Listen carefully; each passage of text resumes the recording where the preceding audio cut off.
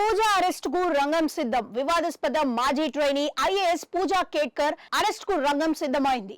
ఆమె పెట్టుకున్న ముందస్తు బెయిల్ పిటిషన్ ను ఢిల్లీలోని పాటియాలా హౌస్ కోర్టు తిరస్కరించింది. దీంతో ఏ క్షణాన్నైనా పూజా కేట్కర్ అరెస్ట్ అవ్వచ్చు.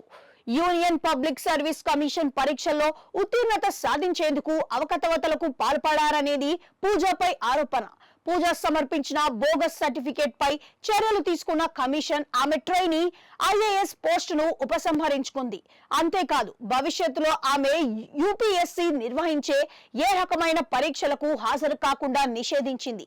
యూపీఎస్సీకి నకిలీ అంగవైకల్య ధృవీకరణ పత్రం సమర్పించారనే ఆరోపణలపై పూజా కేట్కర్ పై కేసు నమోదైంది. ఈ కేసు నుంచి తప్పించుకునేందుకు ఆమె ముందస్తు బెయిల్ కు అప్లై చేసుకున్నారు. అది తిరస్కరణకు గురవడంతో పూజాను అదుపులోకి తీసుకునేందుకు పోలీసులు సిద్ధమవుతున్నారు. ఐఏఎస్ గా సెలెక్ట్ అయ్యేందుకు యూపీఎస్ లో కొందరు వ్యక్తులు ఆమెకు సహాయం చేశారనే ఆరోపణలున్నాయి. దీనిపై పోలీసులు లోతుగా విచారణ సాగించబోతున్నారు. మహారాష్ట్ర క్యాడర్ కు చెందిన ట్రైనీ ఐఏఎస్ అధికారి పూజా కేట్కర్ తనకు తానుగా ఇరుక్కున్నారు. పూర్తి స్థాయి ఐఏఎస్ గా బాధ్యతలు స్వీకరించక ముందే ఆమె అధికార దుర్వినియోగానికి పాల్పడ్డారు. లగ్జరీ కారును వాడడం, ప్రోటోకాల్ ను కోరుకోవడం ఆమెను ఇరకాటంలో పెట్టాయి. దీనికి తోడు ఆమె తల్లి తుపాకీతో రైతుల్ని బెదిరించిన వీడియో అప్పట్లో వైరల్ అయింది. ఓవైపు ఇదంతా నడుస్తుండగానే మరోవైపు పూజా కేట్కర్ సమర్పించిన పత్రాలపై అనుమానాలు వ్యక్తమయ్యాయి. దీంతో యూపీఎస్సీ ఆమెకు షోకాజ్ నోటీసులు జారీ చేసింది.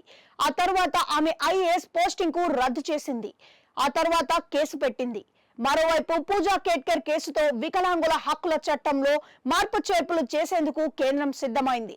ఇకపై వికలాంగ ధృవీకరణ పత్రాలు తప్పుదోవ పట్టకుండా ఉండేలా మరింత పకడ్బందీగా నిబంధనల్ని రూపొందించేందుకు ఆర్పీడబ్ల్యూడీ 2016 చట్టంలోని నిబంధనల్ని సవరించేందుకు ముసాయిదాను ప్రచురించింది.